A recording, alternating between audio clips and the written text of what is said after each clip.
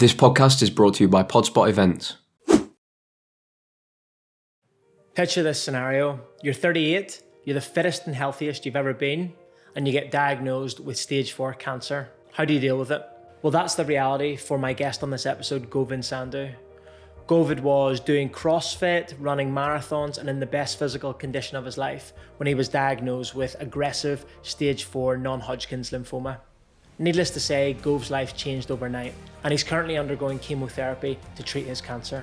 In this episode, we talk about Gov's symptoms, the ordeal he went through just to get a diagnosis, and Gov takes us behind the scenes into what chemotherapy treatment actually looks like. I want to say a massive thank you to Gov for coming on and sharing his amazing story. And from everyone here at the Bondi Podcast, we just want to wish Gov all the best for the rest of his treatment and his recovery. Also, a massive thanks to our sponsor, Cameron's Tallow Balm, but I'll tell you a little bit more about them later. I hope you enjoy this episode, and as always, remember to give us a follow on Instagram at the Bondi Podcast to stay up to date with all of our guests and episodes. Subscribe to our YouTube channel, and you'll find all of our episodes on Spotify as well. Cheers.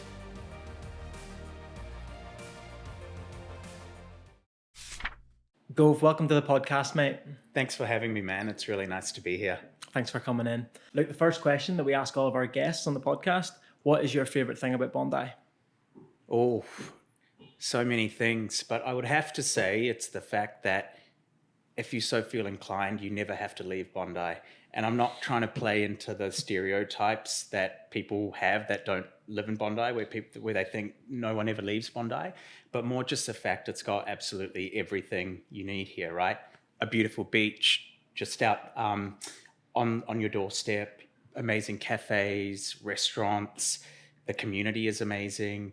You know, if you're into fitness, you've got all of that here. If you're into the outdoors, you've got all the Eastern Seaboard beaches nearby. So especially in light of my predicament at the moment, having everything on my doorstep is absolutely crucial. So I love that about Bondi. Yeah, I mean, that's one of my favorite things as well. You're never more than a 5-minute walk away from something you need. So yeah. You're never more than a 5-minute walk away from the gym or a yoga studio or a coffee shop or just catching up with a friend. Totally. And at the moment, I'm pretty much walking the same block, so it's very convenient and is amazing. Happy days, mate. Are you originally from here? So I'm Indian born, right, but grew up in New Zealand. So my parents immigrated to New Zealand when I was 7, and at that point we stayed in New Zealand. Grew up in New Zealand, high school, university, did the classic New Zealand thing where you finish school, do your gap year, go traveling for a year, went back, got my education, studied uni, went traveling for another year, ended up in Sydney. And so I was in Sydney for 10 years before I moved overseas, where I was living in Europe for 5 years, and then I moved back here. So I've been back since 2020. So Sydney's like a second home, and being a New Zealander at heart, it's just over the ditch, mate. It's more of the same, Yeah, and always eastern suburbs when you're in Sydney, or have you moved about a bit? Always eastern suburbs. Now I feel I'm playing into that stereotype of not leaving Bondi, but I think it's a familiarity, but also just having friends and the convenience of being in the east. So yeah. Just a quick word from me, guys. We're making some progress, Bondi Podcast listeners. We're up to 450 followers on Spotify and 150 subscribers on YouTube. I would love to get both of those numbers closer to 500 across both platforms. So I've got a quick favor to ask. If you haven't, could you please quickly pause this episode, go and hit the subscribe and follow buttons on both platforms. It really helps with the show and ensures we can keep bringing quality guests and episode to you guys. Cheers. Gov, let's set the scene, and I want to get to know a little bit about life before the cancer diagnosis. Yeah. I've done my research, and you probably still do, job at TikTok, running ultramarathons, CrossFit. I even saw you say that before the diagnosis you were in the best shape of your life, healthiest you've ever been.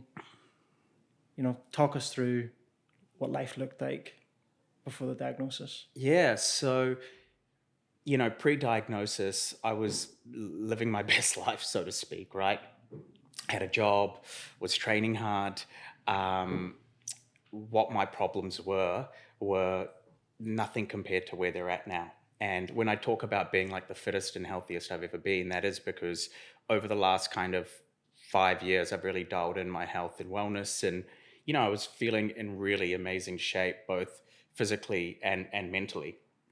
And had a lot of exciting things planned, man. Like this year was shaping up to be one of the best yet. And all of a sudden, out of nowhere, I got my diagnosis and life changed in an instant. So you said, before we get on to that, you said that you really sort of dialed it in 5 years ago. Yeah. In terms of that focus on your health and your fitness and your well-being. What was going on 5 years ago that sort of made you actively take that decision? Yeah, for sure. So I've always been into sport and, over the last 10 years, like the classic growing up in your 20s, growing up through high school, you play sport, right? I did. But then you leave high school and you go traveling and you get kind of caught up in a bit of enjoying your 20s. Yeah. Let's put it that way. But over the last 10 years in particular, I've just found a natural progression of being more interested in like the health and wellness space. But in 2020, the year that will long live in everyone's memories due to COVID, my father actually passed away from cancer. And that was completely unrelated to my cancer, not genetic, what I've got. But that was the time where I really realized that I just wanted to change a lot of habits around my day-to-day, from drinking through to, what I prioritize, what I spend my time doing. But it was my dad passing away, which was the catalyst of me really going, all right, I know what I like to do. Mm-hmm. I want to spend more time doing this, and I want to make sure that I can kind of live my longest, best life as well. Yeah. So you were living pretty clean for the last 5 years, like no drinking, no, not much partying. Yeah. So up until in 2021, I started 500 days no drinking. So I completed 500 days, not a drop of alcohol, nothing in between either. And that was more just a bit of a mental and physical reset for myself. And what I found, I didn't start off with wanting to do 500 days. I started off with wanting to do 3 months. And then at 3 months, I was like, I feel amazing.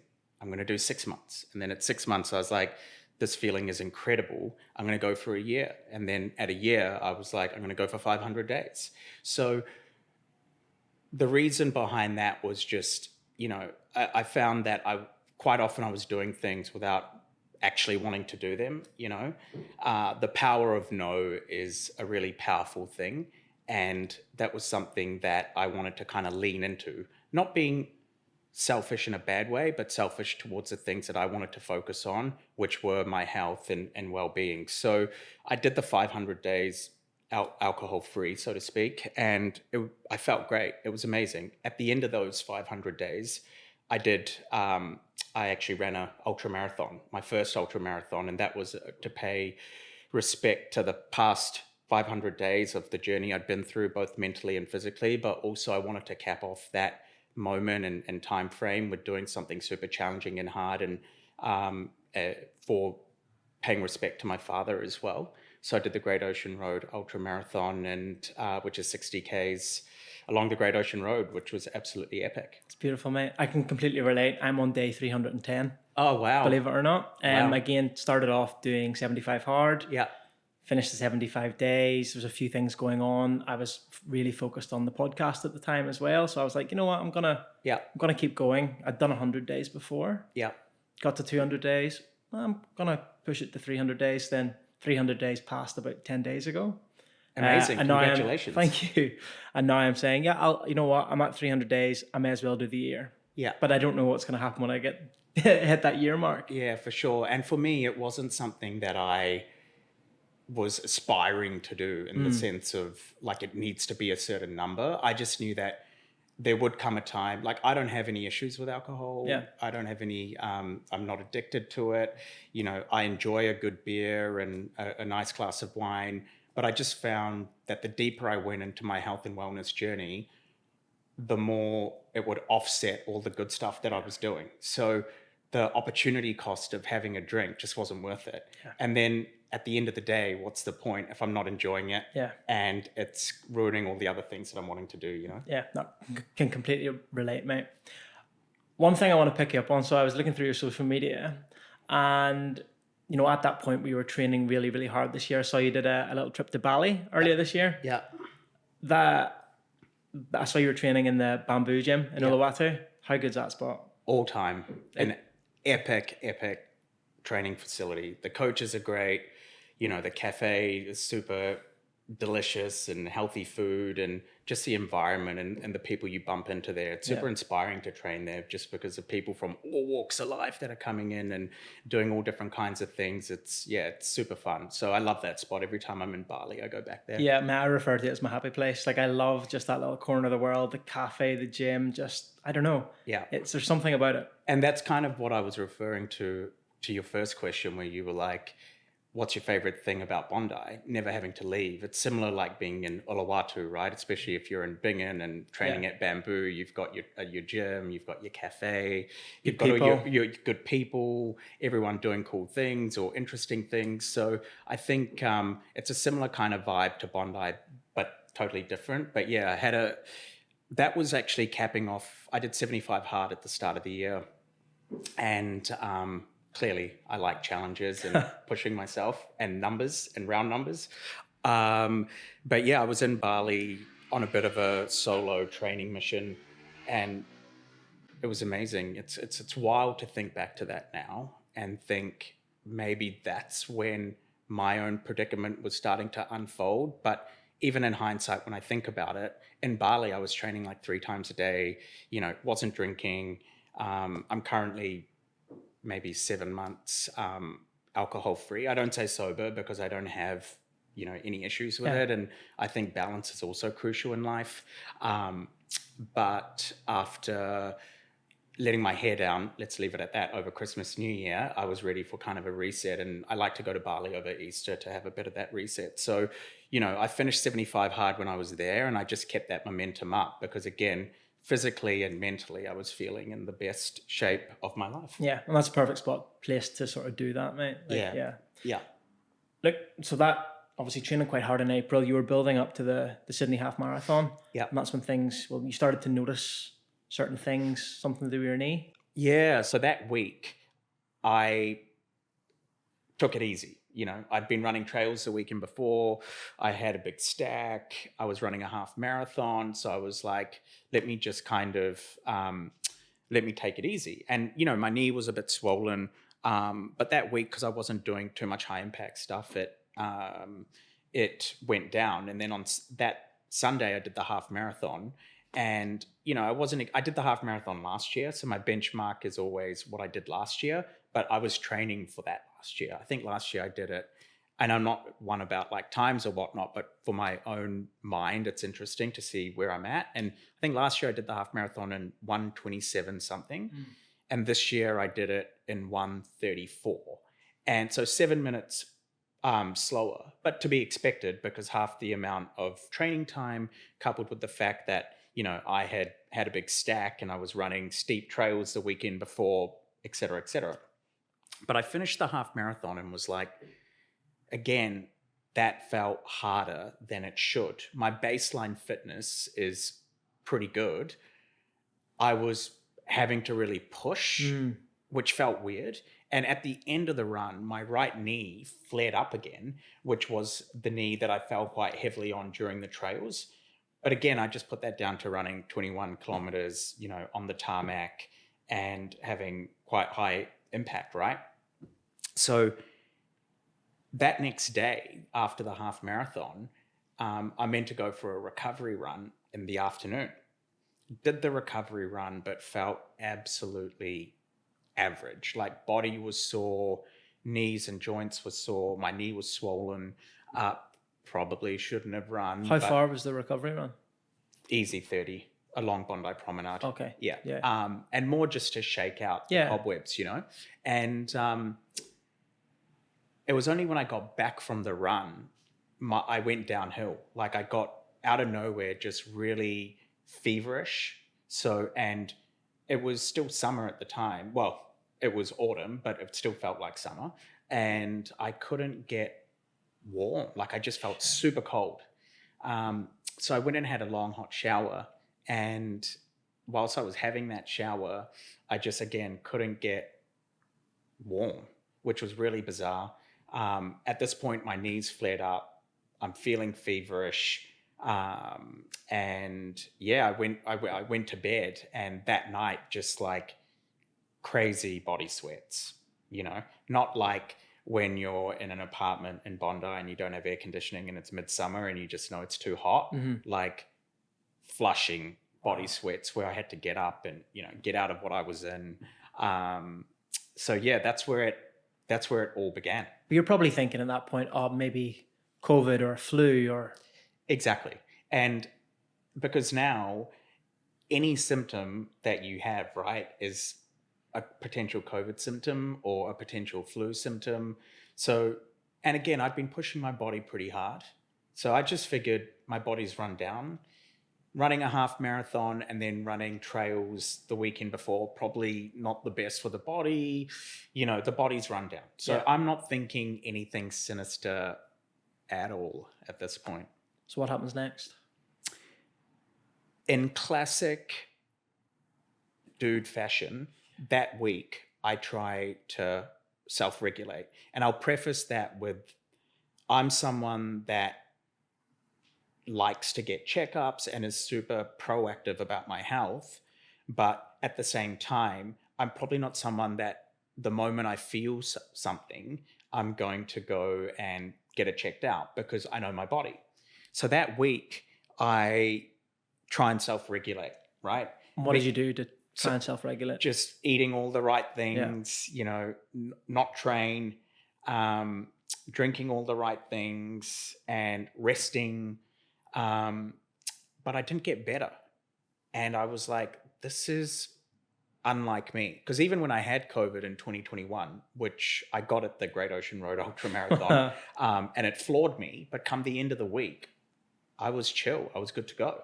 So we're now a week after the half marathon. I've been getting sweats, my knees still swollen, and I'm feeling the fever's subsided, but I just can't get warm. But midway through that week, I got these crazy pains on the back of my neck going down to my shoulder, and which I thought was surprising because, I'm a crossfitter, but I hadn't been doing shoulder work. So it was really, really bizarre that was happening. So I actually went to my sports therapist, who is an absolute beast, thinking that like getting him to, cupping, dry needling, sport massage will sort me out. None of that really worked. Wow.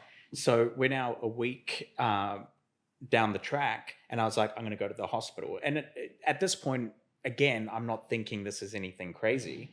So 1 week down the track, I book in to go to my GP. Yeah.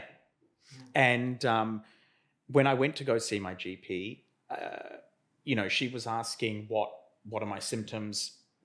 So you say all the things, and it was changing of temperature as well. And we all know that when, especially in Bondi and Sydney in general, when hot goes to cold, everyone starts getting sick, whether it's the flu, whether it's COVID, but also there was a lot of pneumonia going around, influenza, all this kind of stuff. So I explained everything, and she was like, look, this could be multiple different things. So she checked all my vitals first and foremost, like my lungs and my heart and my throat, my ears, everything was all good. So I was in my head, I was like, okay, amazing. At least like the vitals are all good. Yeah. And then she did a swab test down my throat for COVID, flu, influenza, all that kind of stuff. And essentially was like, we'll wait till you get the results. And then from there, pending the outcome, if you don't get better, come back to me in 2 weeks' time. Or if there's something there, we can put together a treatment plan, right? Again, in hindsight, and it's a word I'm using a lot, I do wish that I asked to do my bloods in that meeting. The right side of the brain goes, I shouldn't be the one that needs to ask to do my bloods. That should have potentially been something my GP says. And this isn't me having a go by any means. I'm young, I'm fit, I'm healthy. My whole record shows optimal health, I guess no one's thinking certain things or how bad it could be, so they don't potentially recommend that. But that would have helped for sure, just to get a gauge. And again, the last time I did my bloods before that would have been August last year. So that takes it up to, the point of me and my first GP visit. So was it the bloods that sort of gave an indication of, okay, hey, something's up here? Well, we hadn't done my bloods yet. Okay. So I go back, and it's so interesting thinking about this now because there's so many kind of like shoulda, coulda, woulda in hindsight. But I got the results from the testing and everything was negative from the initial testing from the GP. And I'm kind of sitting there going, God, I wish one of them was positive. At least you would know, so you I would have peace of mind or a bit of clarity, right? Exactly. So, and then that next week, I'm off work.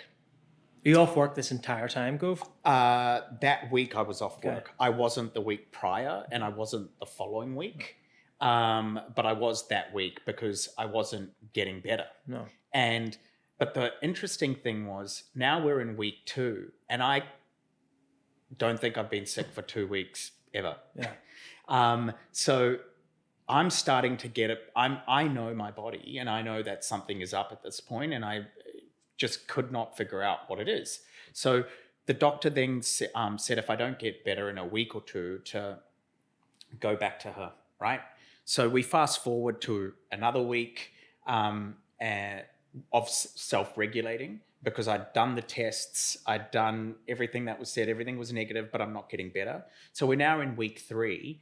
And at this point, I'm not feeling feverish, but the pain from my neck and my shoulder has referred to my throat. So then I go back to the doctor and I was like, yo, I know my body and I'm not feeling better. I'm feeling lethargic. Like lazy doesn't exist in my DNA. It's not a word that I fuck with. And I don't feel like doing anything. Wow. On top of that, I'm getting crazy pains on the back of my neck out of nowhere, throbbing, like painful, but I haven't been doing any shoulder weights or upper body strength. And now I have a sore neck and I have a sore chest. What the fuck is going on? Obviously, I didn't frame it in those words, but that's a general gist of it. So again, she checked my vitals, all clear. Like how, and at this point, I'm also a little bit naive. So I'm just going, how's my throat fine and ears fine and, you know, my blood pressure and everything. But I feel like this. And then she did another nasal swab, but like one of those old school COVID tests, which go up your nose, but really feels like it's going to your eyeball. Hate those. And she was like, let's see what these results are. And pending that, you know, we can go from there. And I was like, cool, but I also want to do my bloods this time around. Why did you think to ask that? Because I didn't do it last time. And I'm someone that likes to get my blood work done every 6 months. And that hindsight moment I had within that 2-3 week gap of first GP appointment to second GP appointment. Again, not thinking anything sinister would show up, but more just let's ensure we've got all bases covered. You got your bloods done in August last year and they didn't show up any abnormalities? None at all. Wow. Yeah, none at all. Yeah, so what happened from there? So I do my, this is when it starts to get heavy. This is when I start getting freaked the fuck out. Are you trying to grow your business or brand, but often find there aren't enough hours in the week? Have you considered hiring a virtual assistant to help with all those tasks that you don't want to do that could easily be delegated? I'm talking about admin, accounting, digital marketing, social media, and much, much more. Well, our show sponsors Remote provide businesses, entrepreneurs, and social media influencers with the top virtual assistant talent in the Philippines. If you're curious but still sitting on the fence, why not use the referral code Bondi to trial a virtual assistant for 2 weeks for absolutely free? That's 2 weeks, absolutely free. All you have to do is go to the website www.remoti.com.au/contact, enter your details, enter the referral code Bondi, and someone from Remoti will be in touch. I've added the link to the Remoti website in the Instagram bio, and there's also a link in the show notes. And if you're interested in sponsoring the podcast, please get in touch with us over Instagram. Cheers. I do my ultrasound and I'm thinking at least we're going to have an answer. I book in to see my GP the day after my blood test and the ultrasound. As I said, I'm someone that likes to, be proactive versus reactive. And when I spoke with her, she was like, I've got your blood work back and your ultrasounds. Your blood levels are showing slightly elevated red blood cell count, low white blood cell count, which would indicate why you're feeling. But interestingly, it wasn't at like crazy alarming levels, which people that get diagnosed with different forms of cancer can have that, along with different levels of, increased XYZ in blood or not. There's usually a larger imbalance there, and yours was more moderate. Yeah, totally. Okay. And it was still an imbalance and still low and high in certain areas, but not as alarming as some patients may find. But that's a separate, we'll probably get to it, but cancers are so different and whatnot. But that wasn't, interestingly, I was like, okay, but I could tell that she wanted to discuss something else.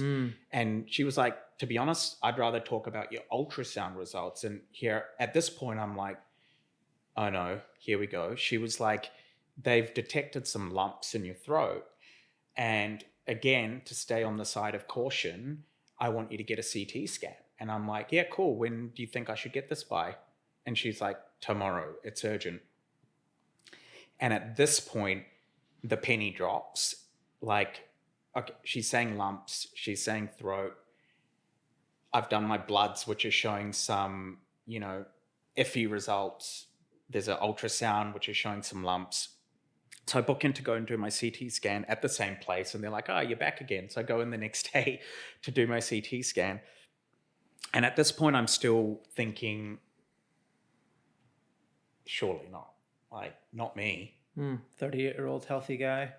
38-year-old healthy guy does absolutely everything from the moment I wake up to the moment I go to sleep to optimize my health and well-being, from nutrition, from training, from supplements, from sleep, yeah, data, wearables. Like, I live and breathe this shit. I love it, Well, exactly. And do the CT scan and leave.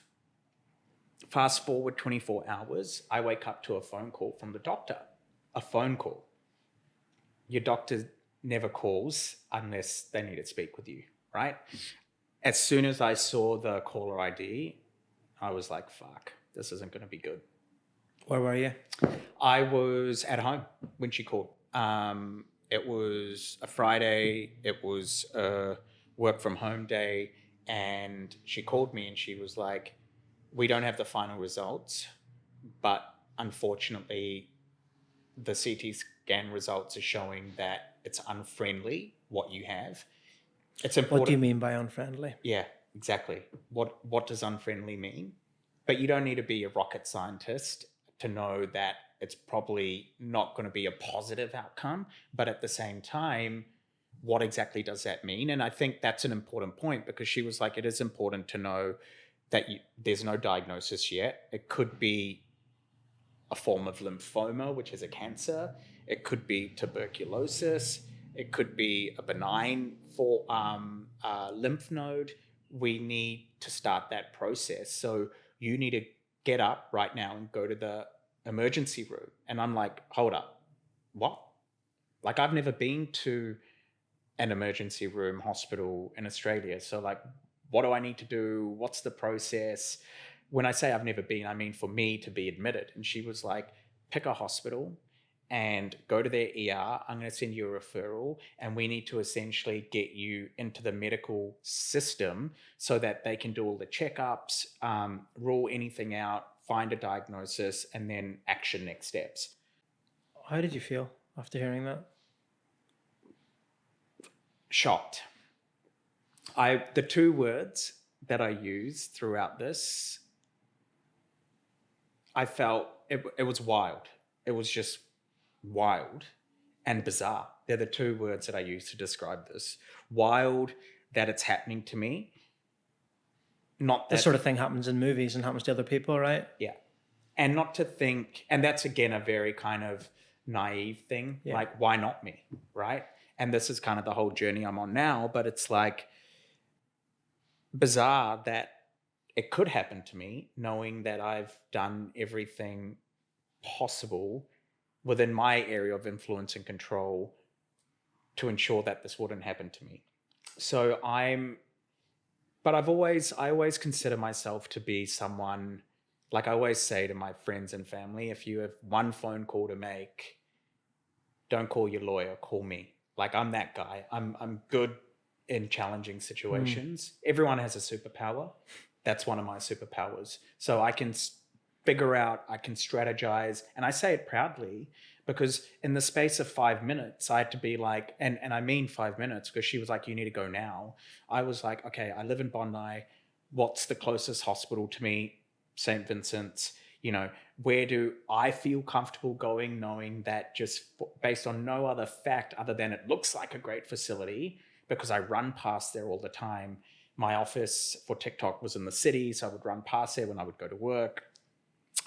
So, you know, you have to kind of, knowing that if something bad happens, that'll be the hospital that I get admitted into. And if that then happens, there'll be a treatment plan and toing and froing. And, you know, I started thinking 5-10 steps down the line. So, yeah, that's how it settled on St. Vincent's. And I went to the ER. By yourself? By myself. Yeah, by myself. It's nearly, in hindsight, it's nearly easier to do that on your own because there's just information overload and you're trying to process everything and, you know, update your close friends and family just in case something happens. So went to the hospital and started that whole process. And I was in the ER for about 9 hours waiting, getting admitted. Before they even did a thing? It was a few hours before they did anything. Yeah. And then you essentially get admitted, explain the whole situation, where we've come from, where we're at. And then they start, you know, blood work, scans, all that kind of stuff. And so I did all that. I was in the hospital for about 9 hours, and the doctor, by the time they got my results, they were like, look, it is looking, at this point I'm admitted, I'm in a bed, and they're like, it is looking like lymphoma, which is a form of blood cancer, but we don't know what kind of lymphoma. And in order for us to, action next steps, we need you to speak with a hematologist who will be here tomorrow. It was a Friday afternoon. They were like, we'd prefer you to stay in here, but if you can't, then you'll have to come back on Monday. And I was like, I'm willing to stay in the hospital if I'm going to have a surgery or you're going to do something with me that's going to have a positive outcome on my diagnosis. But if it's more just so I can have another conversation with someone about my predicament, well, I'd just do that on the Monday or Tuesday. So then I left the hospital after 9 hours. And it was, I just remember going back solo back home, and it was just the most surreal feeling, being like, okay, the shit is real, it's happening, and I am one of those people that is about to be diagnosed. And that was one of the scariest moments, because, you know, it's the big C, it's cancer. You don't know what you don't know. And having had my father die from terminal cancer in 2020, he got diagnosed in 2015, stage 4 stomach cancer, beat it, stubborn bastard, shouldn't have beaten it, lived another 5 years, amazing 5 years, super grateful for that. It came back in 2020 and he was given 6 months. But that's my experience, right? At that point, I just remember going, wow, is this my story? Am I going out like this? So how long until you met with a hematologist? So I met with the hematologist that following week. So we're now... So this was a Friday. This was a Friday, and I met with the hematologist on the Tuesday. And we're now, I would say, 5 weeks from my first symptom. Yeah. Yeah, which is quick, pretty quick in terms of meeting and escalation, but at the same time could have been quicker, you know? But yeah, this is the following Tuesday after leaving the hospital on the Friday. And what did the hematologist tell you? So she was, again, you know, they're amazing because they're obviously dealing with all kinds of cases and wanting to make sure you feel comfortable. But the main message that they were trying to drill home was that you don't have a diagnosis yet. We want to do a few more checks, and that will give us a better understanding. And what do I mean by that? Yes, it looks like lymphoma, but to know what kind of lymphoma, we need to do a biopsy. In order to do a biopsy, we need to make sure your heart and lungs are functioning, so that if we put you under general anesthetic, you know, you're going to be good. okay. You're going to be okay, and you wake up, which we all want. So essentially, it was like, we know it's something, we don't know what, but so we need you to do your bloods again. We need you to go and get a heart ultrasound. And we need you to get a PET scan. So a PET scan, I'm not sure if you're familiar with that. That's more of an invasive CT scan. They essentially inject you with a dye, which they let sit and run through your body for about an hour before you get scanned, so that when you get the scan, the cancerous cells, along with main organs like brain and lungs, whatever, essentially show up like on a heat map.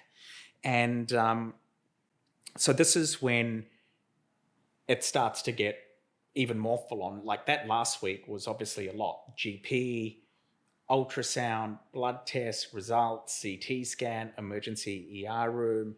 And then the following week, I see the hematologist. She explains everything. I go to get my ultrasound done. And then at this point, it's important to note, I'm starting to go downhill. So the symptoms are starting to take over, like super tired, feeling quite feverish, lack of appetite.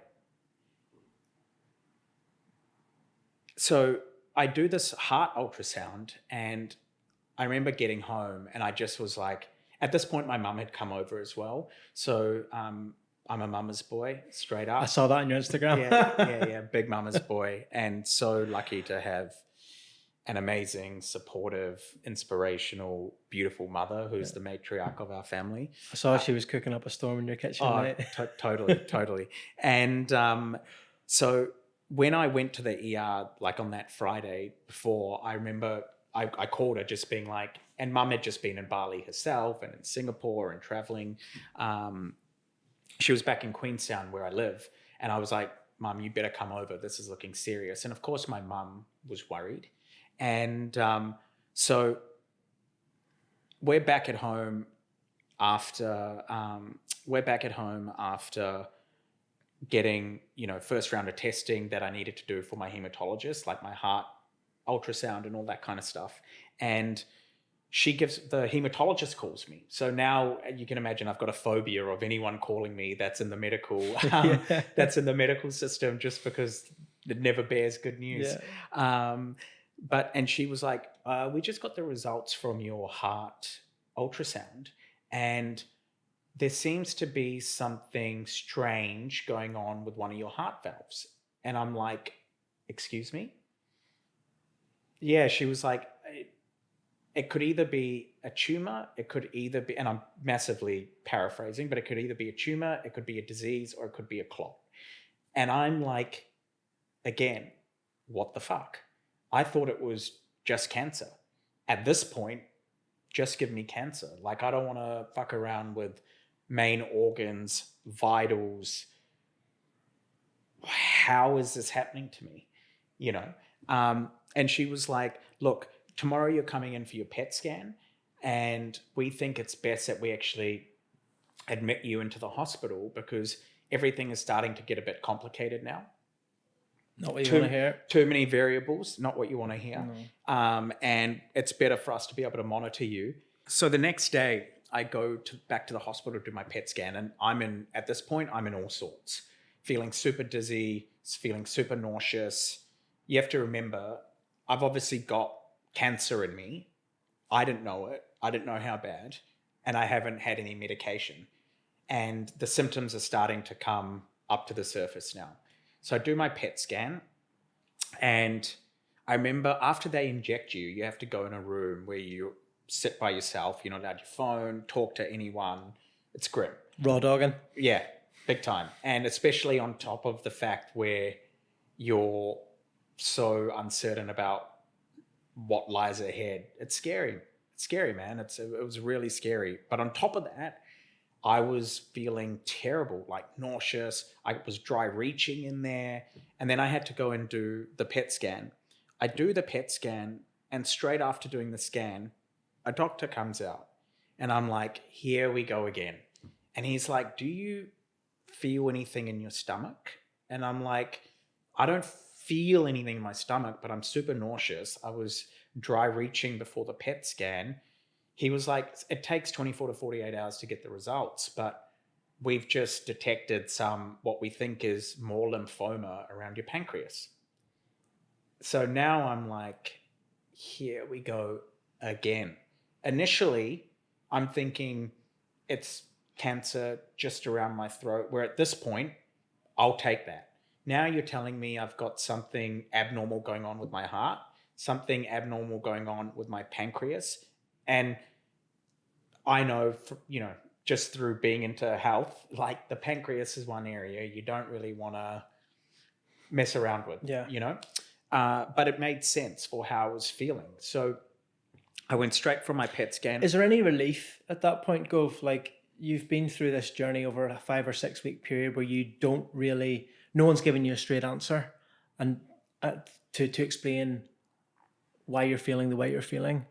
And now someone's actually saying throat, heart, pancreas. Is there any sort of... At this point, no. No. At this point, it's all just compounding. Yeah. And like building layers of fear, Yep. anxiety, frustration, anger, but also just I need to go lie down because I feel like shit. Fuck yeah. And I go to get admitted into the hospital, and I'm in all sorts at this point. My poor mother is like so worried, but lucky everything was at St. Vincent's. So I go from the PET scan straight to St. Vincent's Private, where I was being admitted, and I got admitted into the hospital. And at this point, everyone's pretty concerned because, I had a swollen knee. I've got newfound lymphoma around my pancreas where it didn't exist or show in the CT scan. So this is why you do a PET scan, because it's more invasive and conclusive. And then also the heart issue. So my hematologist comes in, who's amazing and lovely and super experienced and just a beautiful, kind-hearted soul. And she was like, we can't do the biopsy on you and put you under general, let alone do it till we know what's going on with your heart, because that's the most important organ, like true. But that means we need to do some additional testing. And even though I'm covered in tattoos head to toe, I don't even like an injection. So as soon as she said that, I knew this was going to be something invasive. So I had to go and get a ultrasound done of my heart, where they essentially spray a numbing liquid down your throat and stick a camera down your throat. Lovely. Yeah. Brutal. Brutal in the sense of just, it's like that feeling when you're hungover, if you still remember, from the day when you're hungover and you think back to that one shot that tipped you over, and you get that kind of feeling. That's literally what it's like. So I had to do that, which wasn't nice. And then at this point, I have a hematologist involved with my case because it's looking like I have a blood cancer. I have a cardiologist involved in my case because it's looking like I may have a heart issue. I have an infection doctor involved because they weren't sure. I had a bad fever, and I had the sweats, and They weren't sure if the lymphoma around my pancreas was causing that or if there was a disease there. So all of a sudden I've got like, the genius minds all coming together, whereas I thought I would only need one of them. Now I've got all three of them. So that week was the toughest week of my life, one of the toughest weeks of my life, where there was just so much uncertainty around my health and what was actually going on. So, I had the ultrasound of my heart where they stick the camera down my throat. Then they had to do a biopsy, but they couldn't put me under general because they were waiting to get the results of my heart. So they put me under local, which, it takes away the pain, but it's still not the one. No. Because your eyes are open. If you look down, you can see it. It's, again, a really surreal, confronting, weird feeling that I don't wish on anyone. So I had to do that. And at this point, they're starting to form a bit of a picture going, it would be very strange for these to be three isolated things. All should be kind of interrelated. Yeah. So the first piece of good news I had in a long time was the cardiologist saying those things that were sticking out of one of your heart valves have gone, which means either they've fallen off or it was just due to bad imaging of the first ultrasound. Great, but I'll take the win. So positive vibes. And then in terms of the pancreas, once they got me on antibiotics, I started to level out. Good. They were like, okay, cool. It looks like it's the lymphoma that was causing that versus anything else. So there's no additional disease you have. And now they're going, okay, this paints a picture, which would make sense. Everything is interrelated. It's not separate issues, which, starting with, at this point, I'll take the big C because I don't want additional complications. And they got the biopsy results back. This is all in the space of kind of 48 to 72 hours. I'm an inpatient at the time, and they got the results, and that's where they were like, we're able to tell you what you have. You've got a high-grade stage 4 non-Hodgkin's lymphoma, which is aggressive blood cancer. That's when the relief came in. Wow. Because for sure, 100% there was certainty on what my diagnosis was. Through the process of elimination, we had cut out other complications, and straight away it's into action mode and next steps, treatment plan, etc. So that was the first time during that week, and we're now looking at 6 weeks since my first symptom, that I felt any relief, any kind of calmness of, okay, everyone knows what's going on.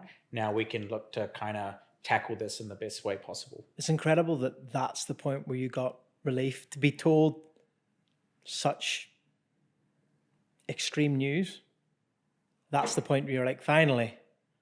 Absolutely. And this is the thing, now that I'm sharing my story and talking to people, I speak with so many people that have experienced cancer or know someone that have gone through it. And there's an underlying theme amongst all of it where it's the unknown, which is the worst. The worst, obviously, there's many things that compare, but just not knowing, because when you don't know, it's human nature. We want to know what's in front of us. We want to know how bad it will be, how good it will be. Is there a positive outcome at the end? All that kind of stuff. But yeah, to your point, it's a trip to think that was the relief, but it was, because it could have been worse. Yeah. It could have been a lot worse. And everyone was cautiously optimistic, as I was and still am, that, we can put in a good fight to kick this thing to the curb. So what does stage 4 mean? So, yeah, look, cancer is so fucking nuanced, man. There's so many different kinds of cancer, from, organ tumors through to blood cancer. And what stage 4 means within all of that is totally different.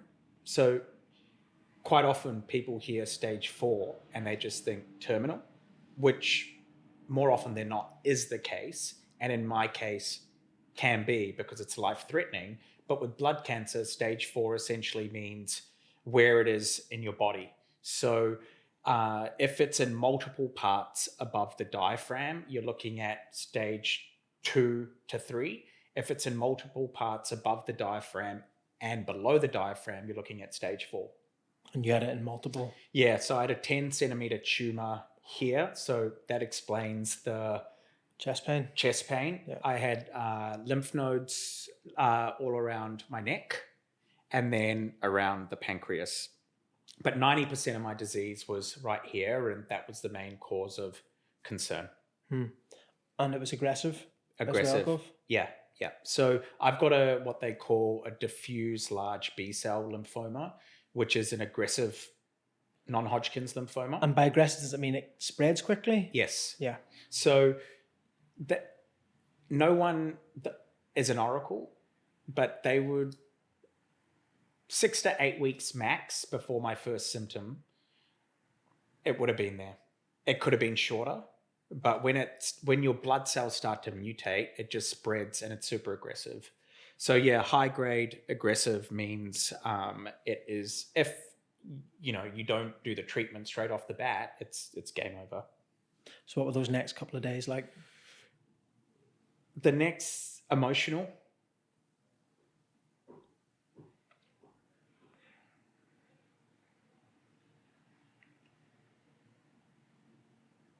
Surreal.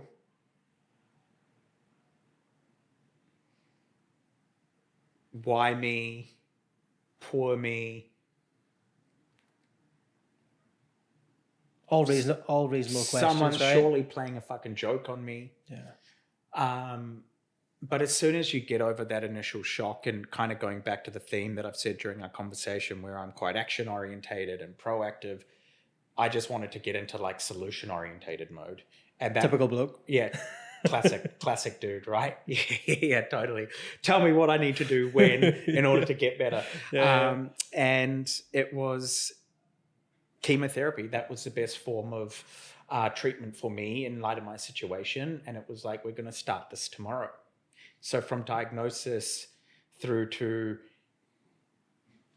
realizing what's going on, to actually having chemotherapy, it was 24 hours. So chemotherapy is one of these terms or phrases that you hear all throughout your life. Oh, someone has cancer, or they're having chemotherapy.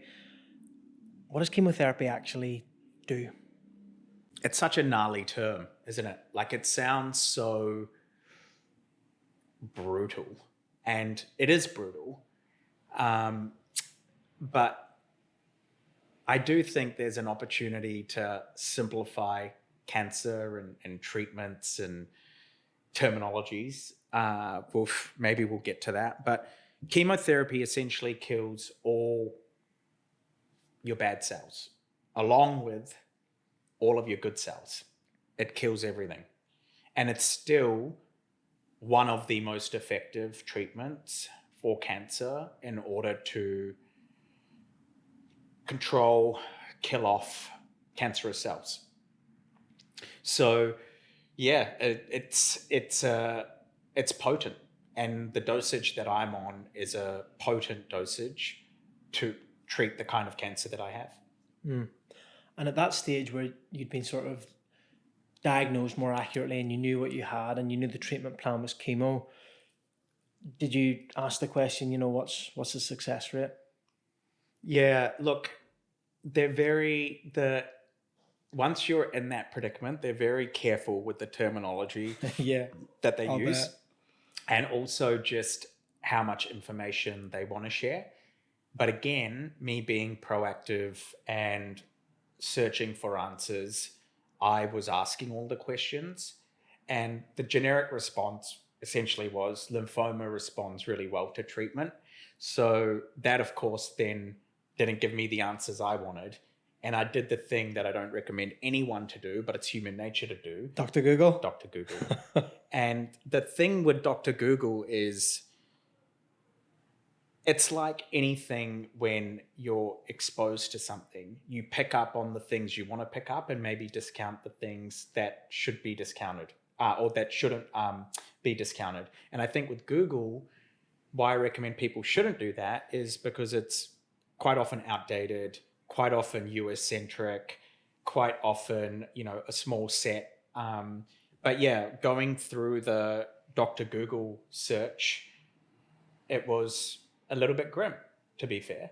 At the same time, I've never thought of myself to be someone that uses what's being, or when I hear something, I don't necessarily take that as that needs to be my predicament. So quite quickly, I shut the laptop and Dr. Google down, and then just kind of had my questions with my hematologist and additional specialists. But more or less, it was like you're embarking on a medical journey. That was what was said to me, quote unquote. So you just need to go along with that and trust the process. There are things that you can do as well, from diet through to movement through to etc. But essentially, a lot of this is going to be out of your control, but the kind of cancer that you have, does respond well to treatment. And the sooner we start that, the better.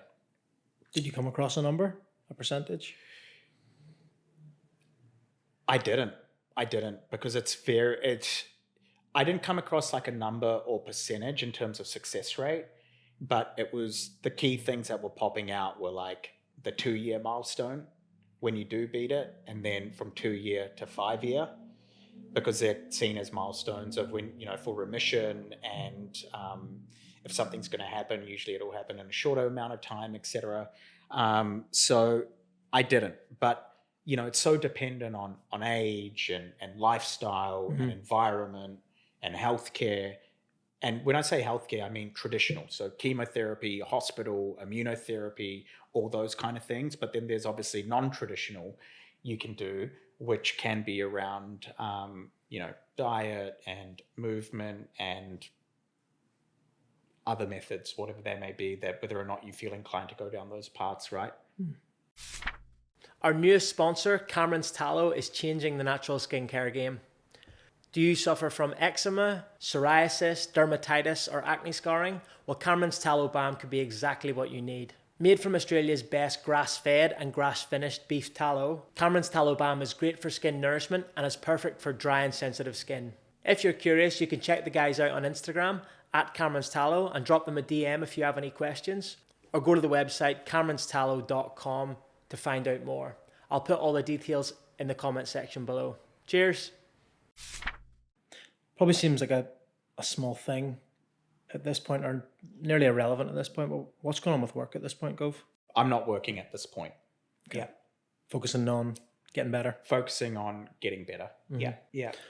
So how soon from the diagnosis to the first chemo treatment?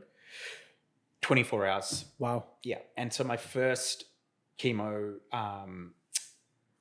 session was actually when I was in the hospital. So they did that, and then the following day they let you go, and that was an amazing feeling, like leaving the hospital. And again, I had amazing care, amazing facility, but no one wants to be cooped up in the hospital for a week, bedridden, horizontal. So it was an amazing feeling kind of leaving. But in that time that I was there, they kind of explained what the treatment process would be like with chemo. So like the full program? The full program. So what does that look like? Yeah, so I'm on a chemo cycle where I get chemo once every 21 days times 6 cycles. So, and the chemo batch that I'm on, and excuse me for getting so technical, it's called RCHOP. It's one of the OGs. It's a really potent mix. And yeah, the plan was you do that once every 21 days times 6 cycles, and you see how that essentially progresses and how your body responds to it. For me, after my second cycle, I had a PET scan to see how my cancer was responding, and it was really positive. So like that 10 centimeter tumor in here had shrunk a lot. The lymphoma around my neck had gone. there was still some uptake around my pancreas. So at that point, my hematologist was like, you're handling chemotherapy really well. We're obviously aiming to get rid of this. So we want to up your dosage. So after cycle 2, so the second cycle I went in I do it as an outpatient. And then they upped it after cycle 2 to an extra 2 days. So now it's, I go in for 3 days every 21 days. But day 1 is like the big chemo day, which is like a 5-hour session. And then day 2 and day 3, I go in for what I call mini chemo days, which is essentially like it takes about 30 minutes. And that's just to add an additional potent mix to the R-CHOP treatment, which I was getting. And that will hopefully help kill off all the additional uptake, because as bad as what I'm saying sounds, it actually could have been a lot worse. Like depending on rarity, depending on cell types, depending on all those different kind of things, I could be getting like that day 1 of chemo for 5 days straight every 21 days. So to start by getting it 1 day, that was a blessing. And then after 2 cycles to get an additional 2 days, but it's still only being not too bad. Count my blessings there as well. Was there ever a discussion to get surgery, to get some of the tumors removed? Because it's like a cancerous mass, that I had here, you can't essentially cut that tumor out. So surgery, wasn't an option, wasn't on the table, which is a positive thing, right? Because it also hasn't gone into certain areas where they may need to try and cut that area out so it doesn't spread or anything like that. So for now, it's chemotherapy, and pending, the outcome, which I'm hoping come the end of this, I'm good to go. But you have to always be open to the fact that you may need more treatment. It could be more chemo, it could be radiation, immunotherapy as well. So I'm actually getting immunotherapy. Okay. Yeah. So as part of my chemotherapy, which is the R-CHOP, part of that process on that day that I go in, which is the big chemo day, is immunotherapy.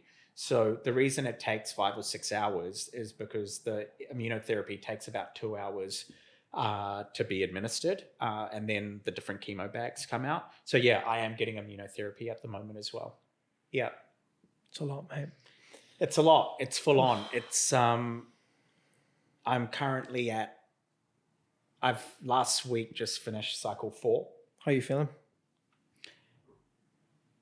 Tired. Compounding. I think I've been really, the positive is I've handled chemotherapy reasonably well in terms of side effects. But the more chemo you do, it just compounds. So even today, if we'd had this conversation yesterday, I was feeling like my old self, as close to that as possible. Today I woke up feeling hungover, and I didn't even have a drink yesterday. And I think, again, I use that analogy because it's the closest thing to kind of describe when you feel like you're struggling to speak a little bit. You just are really tired, feeling a little bit sick. So there's ups and downs with the side effects. But again, I do feel that I'm really lucky that I've been able to kind of navigate them pretty well versus the stories you read or the things you see or whatnot. Do you level out between now and your next cycle? Yeah, so you kind of find, so yesterday so you do chemotherapy, which is for me 3 days, the big chemo day, which includes immunotherapy, and then the additional 2 days, which is a form of chemo called etoposide, another chronic dosage. And on day 6 after you've had that first batch, you actually go back to the hospital to get an injection, which I had to do yesterday. And that injection they put into my stomach, which helps boost my white blood cell count, and it goes straight to the bone marrow. So that, again, just helps with my immunity. What that can mean is that you get a few side effects with just like bone shivers and bone aches. But once that's done, you can kind of put a tick to the whole chemo cycle. So the couple of days after that, you can feel a bit, jaded, lethargic, whatever it may be. But really you start to, I've found that I've started to feel better as the time goes on versus digressing. Yeah. That's good to hear, mate. So, Gov, I initially came across you and your story on social media, on Instagram, and you're sort of documenting this full journey, and you're very open, you're very honest, and you share quite a lot, which is great. I think it's fantastic. Why did you decide to document the journey? Yeah, so for me, I just found it was twofold. One, very therapeutic. I can imagine. To have an outlet where you don't necessarily need to have someone on the other end listening, adding their thoughts, sympathizing, whatever it may be, but also because it was the best way for me at the time to be able to update all my friends and family. So those two things combined made me go, hey, this is something that I want to do. But also what I realized is, I feel comfortable talking about my story. I'm open to sharing, but so many people aren't. And after that first post talking about it, the amount of amazing positive vibrations that I got from communities, friends, family, locals, people I've never met was so overwhelming. And so many people going through their own journey with cancer or knew someone that had gone through something similar. I just felt like it was a really nice way to connect, And as time's progressed, what I've realized is cancer is prevalent. It's among us. It doesn't discriminate. Yet it's something that we're not educated on, man. Like, it's wild to me. And in hindsight, I always laugh with my family and friends where I'm like this cancer expert, and full disclosure, I'm not. Everyone's predicament is their own predicament, everyone's realities, everyone's emotions, side effects. It's so personal, but it's such a nuanced thing and the more and more you get into this space, the more you realize how many people are affected by it. But it's very hard to come across people talking about it. And people don't feel comfortable. I'm sitting here right now having a conversation with you about cancer, and I don't feel comfortable talking about cancer. That's just a cultural sort of societal norm, right? Totally. And it is. Look, it is a fucking hard topic to talk about. It is uncomfortable. Anytime you talk about death, mortality, negative health, whatever it may be, it's perceived as negative. People seize up. Like, totally. Because they don't know what to say. Yeah. They don't want to offend. And I get it. We live in a world now where it's so easy to offend. Whereas I'm kind of wanting to turn and flip the script where this is something that could happen to you. And if it happens to you, these are all the things you can and should be aware of to help mitigate it or be proactive, and or to just ensure you're doing all the right things to make sure that, it doesn't happen to you. But at the same time, that if it does, these are the things I went through. It's totally okay and normal to feel the things you're feeling, to have the ups, to have the downs, the side effects, from losing your hair, which you can see, through to constipation, which I had really bad during cycle 1, through to losing feeling in my feet and toes, all these kind of things, the nausea, the lack of sleep. So I just think that there's a real opportunity for education here, and you don't know what you don't know. And until you've gone through it, and I've had people that have passed away from cancer, and I don't know. Till you go through it, you can't fathom just how in the click of a finger your life changes. So if there's one thing that I want people to take away from this is, how can you be proactive around your health to make sure that you're doing all the necessary things to catch this quickly if there is something sinister going on, and if not, just to make sure you're across your general health and well-being.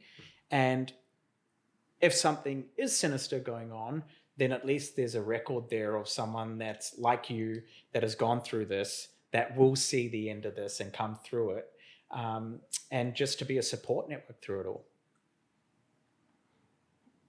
I bet. So, out of all those messages and connections that you've made, maybe over social media, does anything stand out in particular? Any particular message or? The underlying thing that I've experienced is just how beautiful humanity is. You know, we again live in a time where our feeds, whether it's on social platforms coupled with the news, can look quite grim. But me going through this process it's changed my life for better and worse, but I look at it for better. And what do I mean by that? Just the love and care from loved ones through to strangers. It's such a beautiful thing. It's so amazing how much people want to help and are willing to help and share their stories to help you get through it. So I think, you know, going through this whole process, it's just reminded me that like life is beautiful, man. Humanity is beautiful, and no matter what kind of trials and tribulations you can come up against, you can still find the good within that. And for me now, like, you know, I want to pay that forward. So it's not easy to talk about a lot of the things that I'm talking about. It can be confronting, bring back memories that I potentially want to squash. But at the same time, you know, the more that I can kind of share my experience, a 38-year-old, fit and healthy, did everything to mitigate any kind of potential bad outcomes for myself, still finds himself in a life-threatening situation, then, you know, I hope that shows people that it's important to look after yourself. It's important to be proactive. It's important to also just be caring and show love along the process as well. That's beautiful, mate. Look, I know, Gov, that you're doing a lot of stuff outside of the chemo that you're obviously hoping helps the process and the treatment as well. I see you're still training, you're still saunaing, still getting your steps in, mate. Yep. That's all intentional. Yeah, for sure. As much as for the body as for the mind. So I've always been someone that, you know, movement, whatever that movement may be, is a blessing. And it's a blessing that I'm able-bodied, first and foremost. It's a blessing that I live in an environment where I can move, and I live where I do. So I'm always going to move. And for me, if that gets taken away from me, I really struggle. So there are days like today, I didn't want to go and train at the gym. I wasn't feeling 100%, but I knew I would feel better after it. So I went and did it. And similar with all the recovery things that I'm doing, whether it's sauna, getting some vitamin D, whatever it may be, it's just, it's very intentional, because the moment that I control the controllables, control what you can, and whatever puts you in a positive mind frame will hopefully, I'm a believer that will also filter down into all the other things that are uncontrollable right now. And, you know, it'd be very easy for me to be a bit of a couch potato and just be eating whatever I want to eat and not move and feel sorry for myself. And don't get me wrong, I have those days, and I have the weird cravings, and when I don't want to move and whatever it may be, and I indulge. But pre-diagnosis, I was, you know, I had a routine. I followed it. I have really high expectations of myself. So that's not going to change during the diagnosis. And what I've found is doing all those things just brings back normality and healthy body, but also healthy mind, and vice versa. Is any of this research backed, or is it just like, I know what makes me feel good, and I know I need to do these things? Yeah, look, a bit of both. So, but the irony here is, regardless of the research, I still got cancer. And, you know, whether it was listening to a Huberman podcast, Rich Roll, contrast therapy, wearables, nutrition, training, not drinking, there's nothing else I could have done. So I've kind of taken a bit of a step back from what the research says, and more what I know is crucial for me to kind of give me my why when I wake up, but then also motivate me every day to do the little things that I can do within my area of influence to feel better. Like, there are obviously a lot of physical changes with the treatment and the diagnosis. What changes have you noticed more internally? Yeah, the changes are really hard, like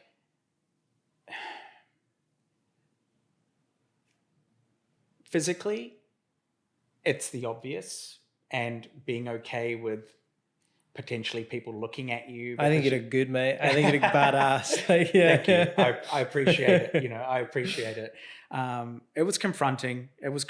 Shaving my head for the first time, and being someone again that's into my health and wellness. I don't do all the physical activity I do for a certain Aesthetic.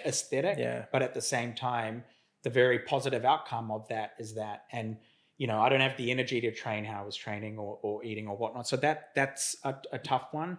But I think to your original question, and sorry, I digressed a little bit, but it is kind of intertwined. And the internal is just letting go, like learning to let go and understand that there are things that are not in my control. And that's okay. And that's something where, being a bit of a control freak, I find that really challenging, because everything pre-diagnosis I was doing, whether it was in my relationship at the time, whether it was with my work at the time, whether it was with my training at the time, was all around doing things that I could control. Whereas you get diagnosed and then all of a sudden your life is on hold. I'm living in beta mode at the moment, where I'm just hoping and praying that the outcome is good. But at the same time, I've also got to realize that there's so much out of my control. And that's been the hardest thing, that's been the hardest thing, just internally. What are you doing to help with that, Gov? So in terms of that whole process of letting go, I'm a meditator, and letting go, the philosophy of letting go is a big part of meditation. I don't know if have you dabbled in any of that, or are there other techniques and things? Breath work. Yeah. I think going for walks, having alone time, allowing myself to be vulnerable with myself. What does that look like? Crying.